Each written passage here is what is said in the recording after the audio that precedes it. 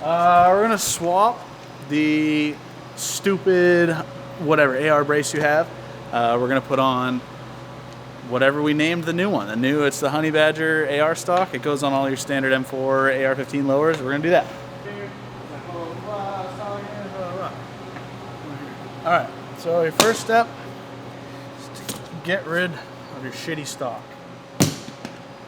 Kobe, you got your stock assembly, a buffer spring, your receiver extension, a tool for your castle nut, and we're gonna include a castle nut, but you can use the old one if you want it. You'll need an Allen key though, and you'll need some blue Loctite, and a 3/4 inch wrench.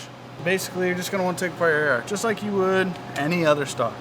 This is compatible with any standard M4 AR-15 lower.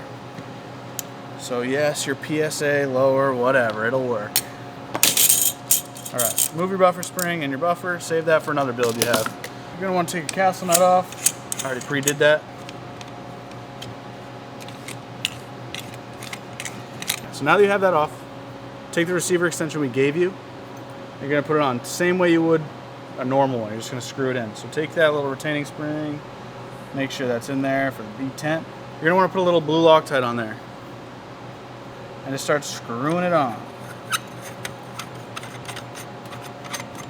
Just like you would on a regular receiver extension, take that buffer retaining pin and just hold that down.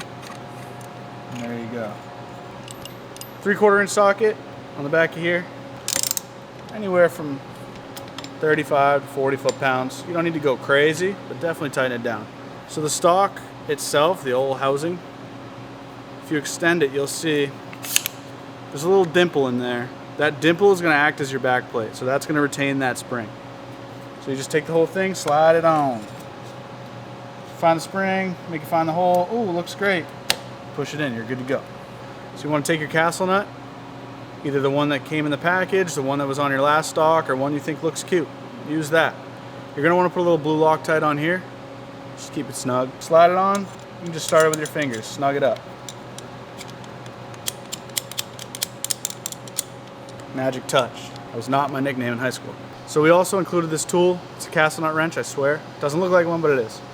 So because of the way this is set up, you can't get a regular castle nut wrench in there. So you just kind of slide this on, teeth into the castle nut, and it'll lock in. You can finish hand tightening it. And you'll see these grooves on the outside.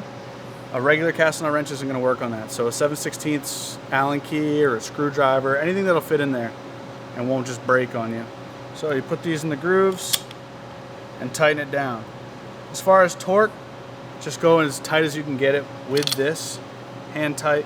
You want to snug it down. You got Loctite on the castle nut, so it'll stay. We've included a buffer and a buffer spring. This is for 5.56, they're in a blackout.